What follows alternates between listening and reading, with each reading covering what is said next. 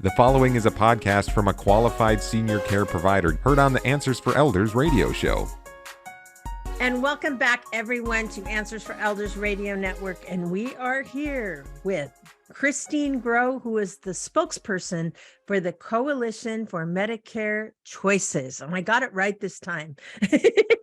Kristine, I am interested in, I've heard statements like dual eligibility. What is that type of a program?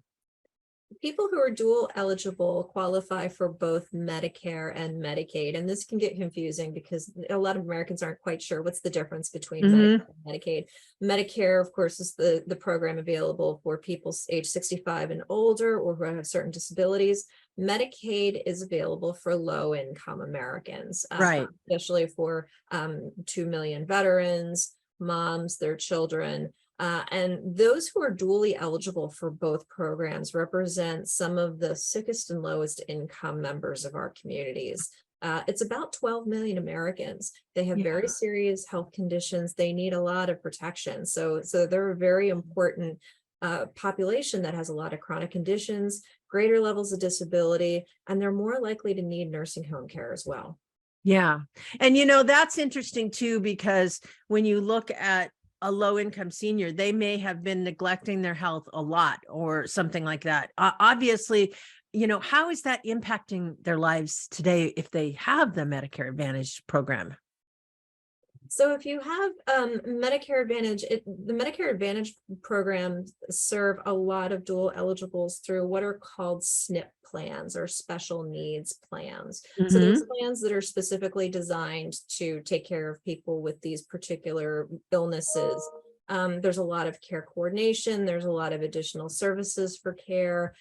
Things like diabetes, for example, is something that they really focus on. So these are very important plans for seniors in particular. Well, and obviously, when you were talking about diabetes, the cost of insulin is astronomical. How does Medicare Advantage help in that area? A lot of them have special programs specifically designed for people with diabetes. And it's not just to cover their insulin. There are a lot of other illnesses and a lot of other conditions that come along with being a person who has diabetes.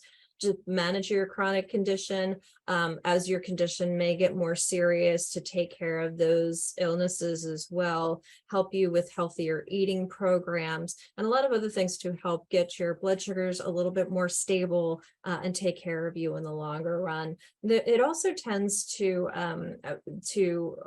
be accompanied by other chronic health conditions. So you may end up on a lot of different medicines. You have a lot of different doctors that you need to see. As you know, that can be very complicated. It can be very confusing and very overwhelming. So having a representative from your plan that walks that journey with you and can help coordinate and bring all of that together to make sure that it's all working together, you're getting healthier, you don't have a medicine in one place that's undermining the outcomes of the medicine in another area of your health. True. Especially when you're going to different doctors.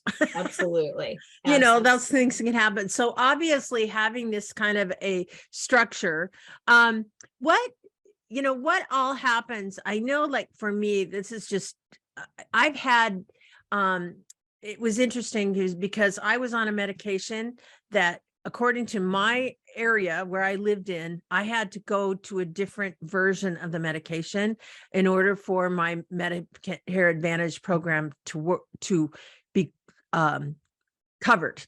On the other hand, I have somebody that takes the same medication but they live in a different state. Why is that the case?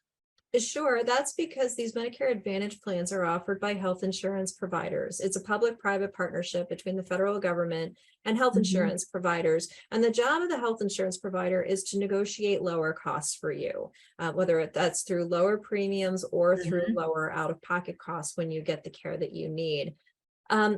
Various drug manufacturers, the drug manufacturers are the ones that are setting the price for these medications. I think we can all agree that they need to lower these prices that they charge. When you Oh, start with totally. a very high price, no matter how much you negotiate, you're never going to get an affordable price for a lot of seniors who are on a limited income.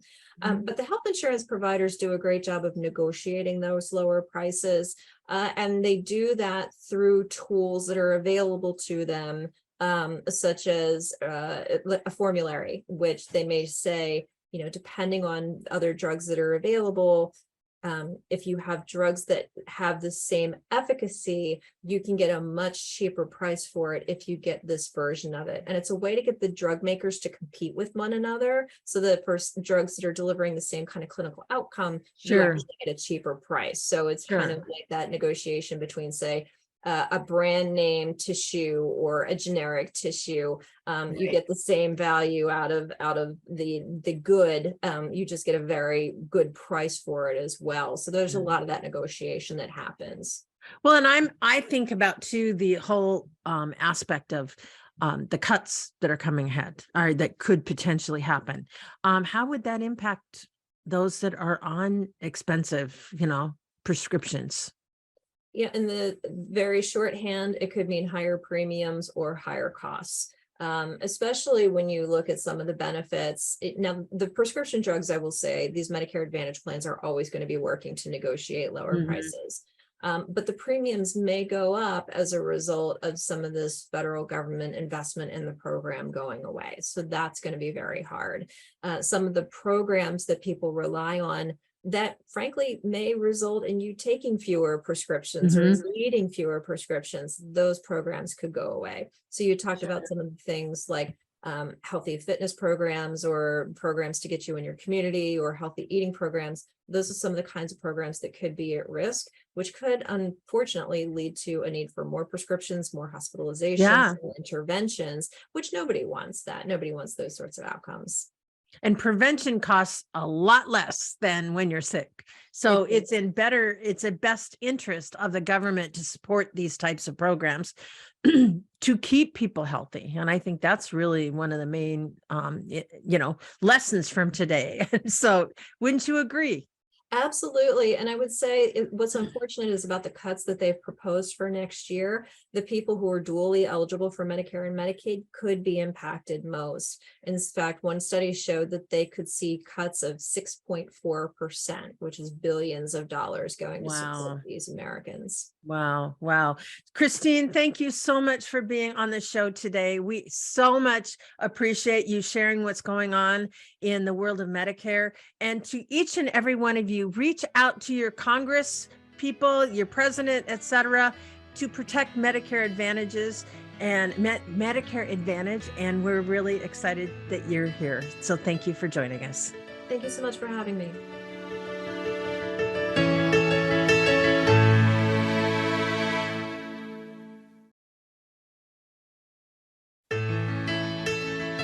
Time to get back to Suzanne and more Answers for Elders. I would like to thank each and every one of you for joining us today in this hour as we talked about Medicare. Thank you so much. And I am going to end with a story today, as I always do. You see, I was a daddy's girl. I was born in 1956, and our home was what you'd call a traditional home. Dad worked, mom stayed home. And even though he didn't have time for me often, let me tell you, I adored him. But my dad, he wasn't a nurturing parent. Instead, he challenged me constantly. He often played a devil's advocate, and he would sometimes frustrate me.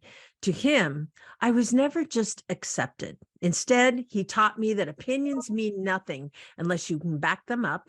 And he would say, unless you can be challenged and stand your ground on something, guess what? It's just an idea and not an opinion. So as I got older, and so did he actually, challenging me never changed. He continuously made me think, and through his constant challenges, I learned to always ask myself, what can I do about it? Sometimes I wished just to be accepted for who I was, but not with my dad. His questions were always, even in my adult life, how's your job? What are you doing to improve your performance? How could you do it better? And even though I looked forward to our weekly phone call, I wanted to share my victories and accomplishments. But he always said, how could you have done it better? So today, even though he's passed away 20 years ago, I can still hear his voice in my head. He always taught me to not limit myself to the things and heights that I can soar to. And because of him, I believe that I can always do greater things. Today, I think about what I would have become had I not had these experiences to be challenged by my father. Would I have given up on dreams when adversity hit? How many things would I not have done if I didn't have the belief that I could do more? And he contributed to me more than I ever realized. And now I'm grateful for the many ways that he challenged me, because today I wish I could have told him that. I think about caregiving a senior parent. No doubt, if you have a parent you love who challenges you every single day, there are days that are more difficult than others. And when those days come around, think about the ways in which these challenges will make you stronger, maybe a better person. How many things were hard then, but you can be grateful for today? What did you learn? Caregiving can be hard, but yet I believe similar challenges can fill you with more compassion, forgiveness, and grace if you allow it to. There are silver linings in every experience. Caregiving is temporary, but the qualities you develop will last a lifetime. And I end today, of course, on this St. Paddy's Day weekend. May the Irish hills caress you. May her lakes and rivers bless you, and may the luck of the Irish enfold you. May the blessings of St. Patrick behold you. Until next week, everyone, be good to each other.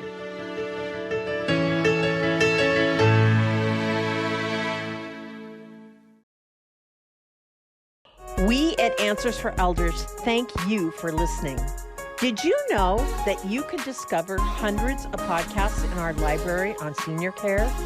So visit our website and discover our decision guides that will help you also navigate decision making. Find us at answersforelders.com.